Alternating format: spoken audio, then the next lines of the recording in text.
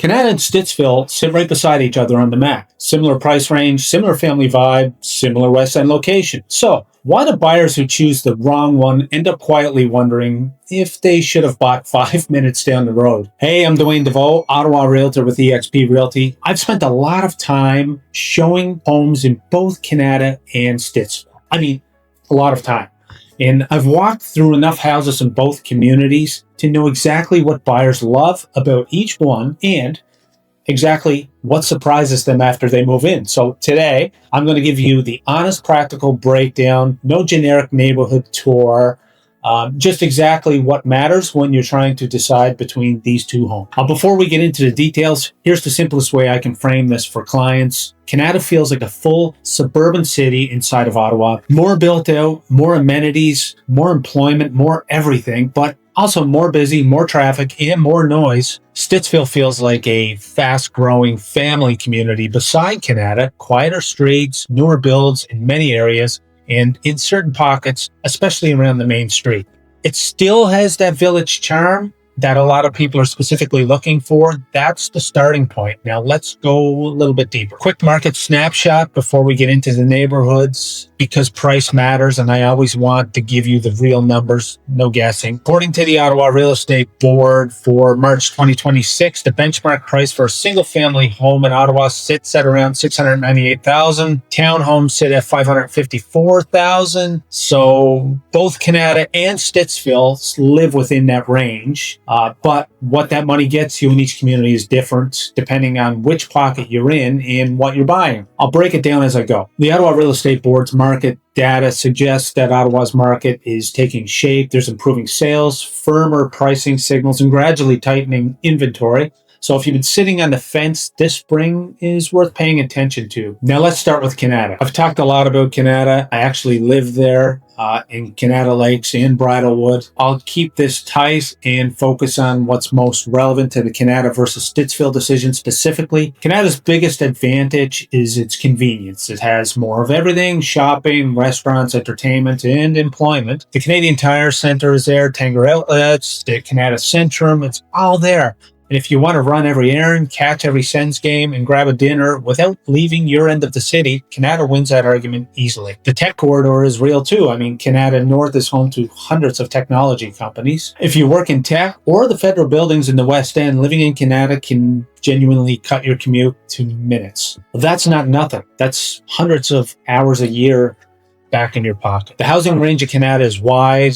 You've got older, more affordable pockets in Beaverbrook and Glencairn, firmly established neighborhoods in Bridlewood and Morgan's Grant, and of course the prestige in Kanata Lakes. There's a price point for almost every single buyer. But the honest con is the traffic on March Road in Hazeltine during rush hour, which is rough. I've drove it. Build in real time, not Google Maps time. There is a difference. Now Stittsville. Now this is where it gets interesting. The thing buyers consistently tell me when I show them homes in Stittsville, the thing that comes up again and again, it's the feel, specifically the main street. There's a charm to it that you don't get in most Ottawa suburbs. Independent restaurants, local coffee shops, a sense of community that feels genuine rather than built by a developer. Stittsville also has a strong newer home story. A lot of housing stock in communities like Fernbank, Westridge, Porters Key, and Blackstone has been built in the past 10 to 15 years. Modern layouts, open concept main floors, attached garages,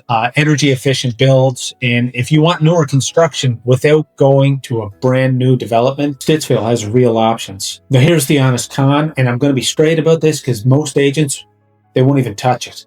Stittsville is under significant development pressure right now.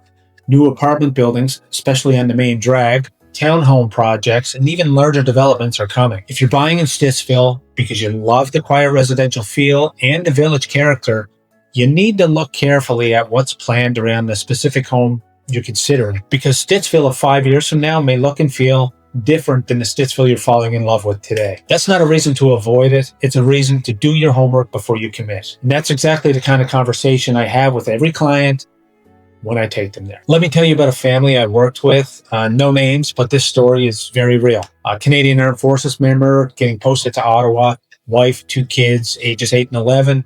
They've been living in the PMQs on base in Petawawa, and this was their first time buying a house. They came to me with a list: good schools, newer home, quiet street, yard big enough for the dog. Their budget was just under $750,000. We looked at both Kanata and Stittsville. In Kanata, their budget got them into a solid townhome in Morgan's Grant. Nice home, good location, but they wanted more yard and a detached home. In Stittsville, the same budget got them a detached home in Westbridge. Had a bigger lot, newer build, quiet street. Kids could ride their bikes without worrying about traffic. So ultimately, they chose Stittsville. And here's the thing. 6 months later, the wife called me to say, hey, we love it. The kids are settled. The neighbors are friendly.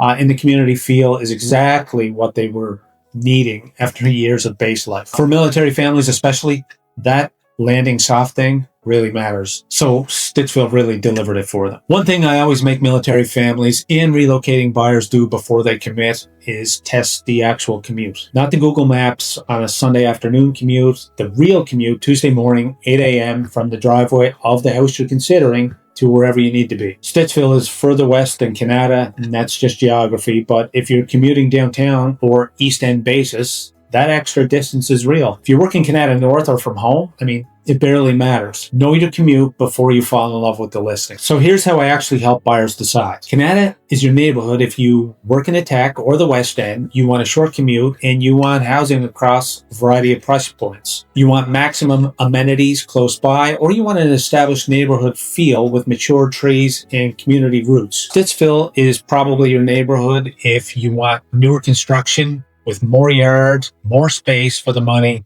the village feel, the main street charm, which genuinely appeals to you, and you work from home or you commute downtown. Or you're a family that just wants a quieter residential feel where kids are outside and neighbors actually wave at you. And for military members coming through BGRS or CERVA, both communities work. The question is what your family needs to land comfortably, and that's the conversation I have before we look at any single listing. If you're trying to figure out which one is right for your life, whether you're buying your first home, relocating, or getting posted to Ottawa and staring at a map trying to figure out where to start, drop a comment below or hit the link in the description. I'm always happy to give you a straight answer. And if you haven't seen my Barrhaven versus Kanata breakdown, that video is right here. Subscribe so you don't miss what's coming next, and I'll see you in the next one. Thanks for watching.